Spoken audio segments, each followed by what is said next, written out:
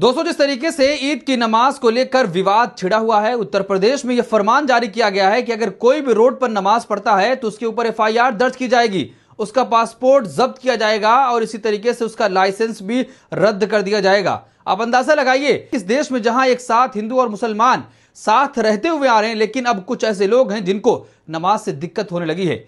चारों तरफ आलोचना की जा रही है कि आखिर क्या उत्तर प्रदेश पुलिस को सिर्फ नमाज से दिक्कत है, बाकी और तमाम चीजों से दिक्कत क्यों नहीं है। इस पूरे मामले पर कॉमेडियन मुनव्वर फारूकी ने मेरठ पुलिस से सवाल किए हैं कि आखिर आप इस देश को नफरत में झोंकना क्यों चाहते हैं। जब इस देश के लोग प्यार चाहते हैं तो आप ऐसी चीजें करके नफरत की खाई जो है वो बढ़ाने का काम कर रहे हैं। और क्या कुछ कहा मुनव्वर फारूकी ने, आइए सुनते हैं।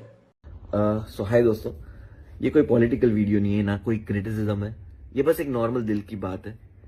कल मैंने न्यूज में पढ़ा, मेरठ पुलिस ने कहा है कि ईद की नमाज रास्ते पे कोई पढ़ेगा तो उसको सजा मिलेगी, उसका पासपोर्ट ड्राइविंग लाइसेंस छीन लिया जाएगा कि नमाज नहीं पढ़ सकते।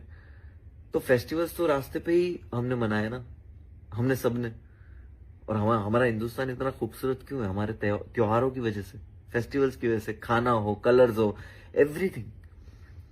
हमारी तो फेवरेट टीमें होती थी जन्माष्टमी पे कि चेंबूर की टीम है ना सबसे बेस्ट है, ऊपर जाके हांडी तोड़ के आते लड़के।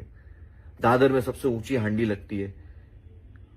मुंबई पुलिस, शुक्रिया, थैंक यू मुंबई सरकार, पुलिस, क्योंकि पायदुनी पे सालों से हमीदिया मस्जिद पे तरावी होती है बाहर, पूरा रमजान 30 दिन तक।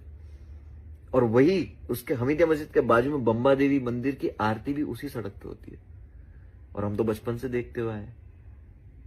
तो यही पुलिस से, मेरठ पुलिस से मेरा ये है कि प्लीज, इससे तनाव पैदा होता है, थोड़ा रिकंसीडर कीजिए इस चीज को, है ना। कोई पॉलिटिकल रैली होती है, कहाँ होती है? सड़कों पे होती है। कोई वीआईपी आता है तो कौन सी सड़कें ब्लॉक होती है? हमारी सड़कें ब्लॉक होती है ना। तो और ये तो भारत के नागरिक का अधिकार भी हुआ ना कि उसका फेस्टिवल है।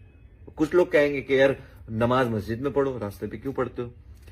नमाज ऐसे कोई रोड पे गाड़ी रोक के नमाज पढ़ना नहीं शुरू करता है, मस्जिद में ही नमाज होती है। लेकिन ईद की नमाज जो होती है, छुट्टी का दिन है, सुबह 8 बजे का 7 बजे का टाइम है, किसी को तकलीफ नहीं होती है। प्लस वो मस्जिद में ही होती है। जब मस्जिद फुल हो जाती है, इतने सारे लोग एक साथ नमाज पढ़ने जाते हैं, तो जब फुल हो जाती है उसके बाद एक्सटेंड होते होते गेट तक आते हैं और फिर रास्ते पे प्रबंध होता है आधा घंटा नमाज पढ़ने का। तो यही था, और ये तो हक हुआ ना, अधिकार ही हुआ सबका, सालों से चला आ रहा है, तो ये करने दिया जाए।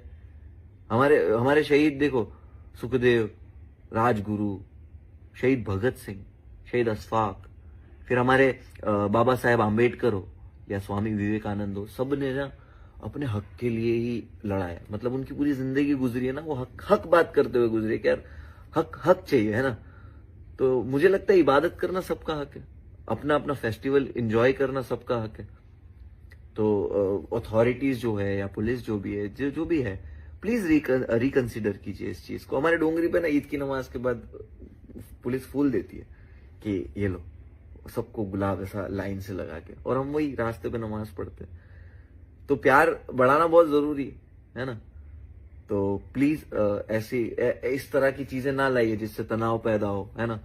और मेरे सारे जो मुस्लिम भाई जो देख रहे हैं उनसे भी रिक्वेस्ट है कि देखो, नमाज सुकून से पढ़ने मिले तो ठीक है, अगर नहीं पढ़ने मिले तो कोई बात नहीं, मस्जिद में कहीं भी जगह ढूंढ लेना, रास्ते में मत पढ़ना, और दुआ करना कि हालात बेहतर हो जाए, है ना। क्योंकि बोलते हैं ना कि उपलब्धियां जैसे तारीख में लिखी जाती है, जुल्म भी तारीख में लिखा जाता है, और हमारा देश अब उस तरफ नहीं जाना चाहिए, कभी नहीं जाना चाहिए, है ना। तो बस प्यार करो, और सबको जय हिंद और ईद मुबारक।